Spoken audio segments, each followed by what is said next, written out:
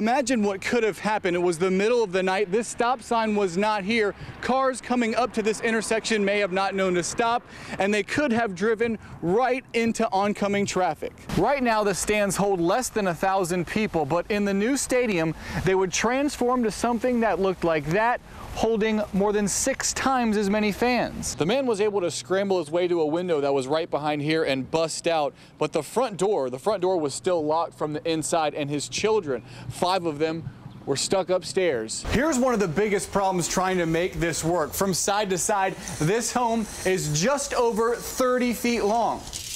We measured, and take a look. That's 5 feet wider than the road you'd have to use to move it out. Channel 9's Drew Petrimoulx has been covering the trial since the beginning. He joins us live from the courthouse with the latest. Drew? Yeah, Jamie, this is a key witness for the prosecution as the state begins to explain evidence it collected from Casey Anthony's car. Well, earlier the race was called for Bill Nelson. He will be elected to his 3rd term in office. This is a race where both candidates largely tied their campaigns to the presidential campaigns. Bill Nelson to Barack Obama and Connie Mack to Mitt Romney. But in the end, Nelson won out with a big money advantage, which allowed him to buy a slew of ads on TV, many of them negative against his Republican challenger. This has to be a frustrating loss for Republicans because Bill Nelson was once considered one of the most vulnerable Senate Democrats.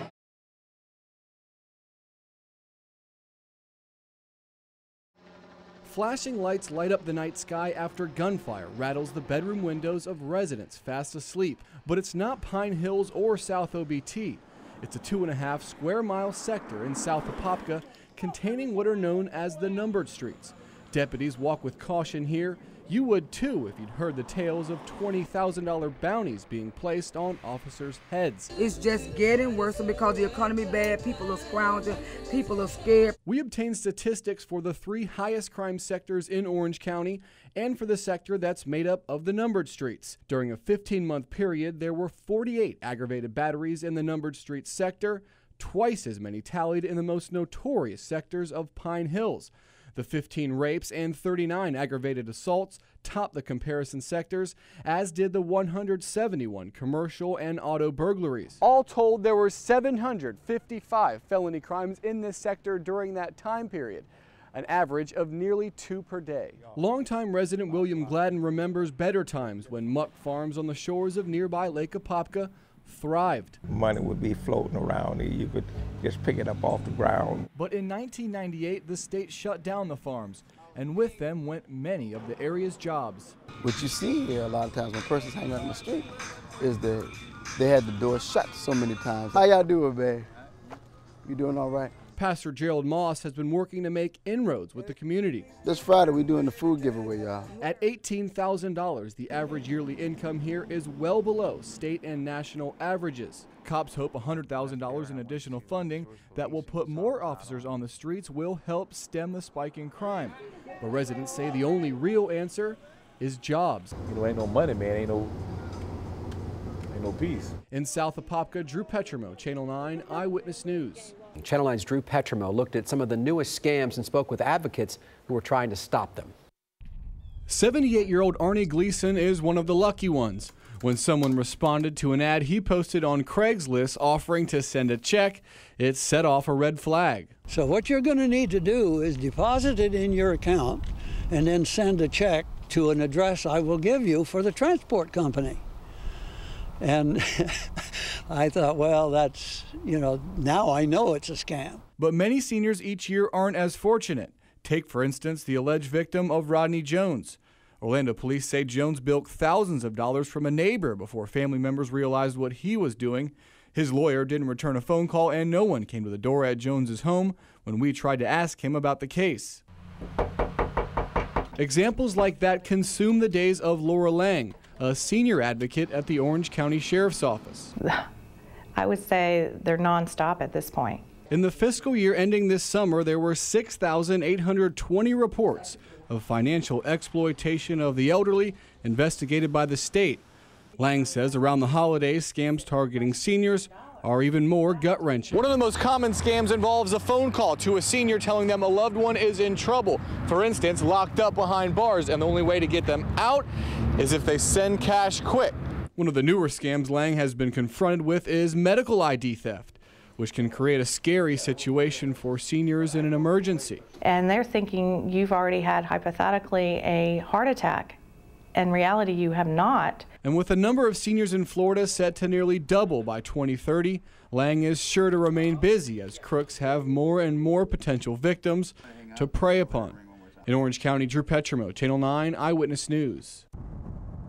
On the ground and in the air, we followed OPD officers as they buzzed through Central Florida streets, lights and sirens off. We could barely keep up with this motorcycle cop in downtown or this cruiser racing onto the 429. To keep pace, we needed Sky Witness 9 HD, and from the air, we watched officers make other drivers look like they were practically standing still. You can see this cop blow past other vehicles on the way to the courthouse. We wanted to know how much longer it would take us to pass the same two landmarks as the officer driving the speed limit. You can see right now we're passing the Exit 4 Hiawassee sign, just like the officer does here in the video. 2 minutes and 5 seconds later, the officer is already going through the Pine Hills Toll Plaza. We are back here, 6/10 of a mile behind. Using transponder timestamps we obtained through a public records request, we spent hours calculating average officer speeds across the 408 outside OPD's jurisdiction.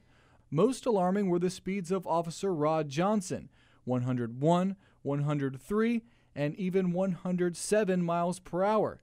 We showed our findings to Orlando Police Chief Paul Rooney. We are not above the law. We have very strict policies in place. But our analysis of nearly 200 OPD trips found a pattern of speeding along the 408 where the speed limit switches between 55 and 65 miles per hour. The average officer speed was 74. How many officers have been pulled over and given speeding tickets in their cruisers this year? I have no idea. Do you know of any? No. But Rooney says his department is now investigating Johnson and 11 other officers over questions about their speeding. Still, hearing about our story was frustrating for people we found paying speeding tickets. It's okay for him to do it, but it's not okay for me, you know. In Orlando, Drew Petrimoulx, Channel 9 Eyewitness News. But reporter Drew Petrimoulx talked to the builder who says the VA should take some of the blame. It's pretty crowded, yeah. You got to wait forever today, you know, to get to see anybody. Robert Workman is a Navy vet who cracked his back in 3 places when he fell 35 feet and landed on a ship platform.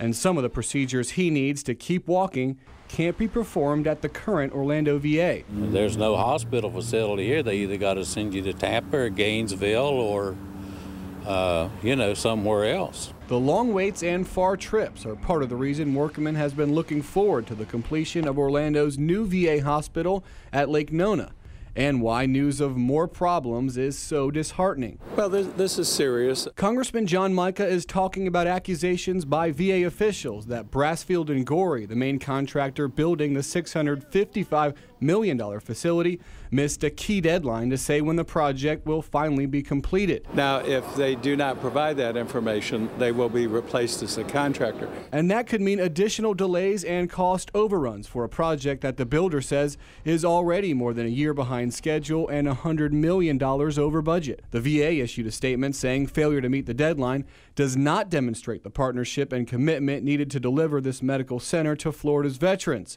But a Brassfield and Gorey spokesperson denied even knowing about the deadline and blamed the project's litany of problems on the VA for not providing crucial information. All them vets are coming back and there's nowhere to treat them. Channel 9's Drew Petrimoulx is live where one of those signs was stolen. And Drew, troopers say the suspects are lucky no one was killed. Greg, this is one of the stop sign troopers say the suspects yanked out of the ground, turning this 3-way intersection into a very dangerous place. The signs were piled up in the back of the pickup as troopers pulled the truck over. Take a look. You can see a stop sign and 2 road signs from an intersection. The poles they're attached to are hanging over the tailgate.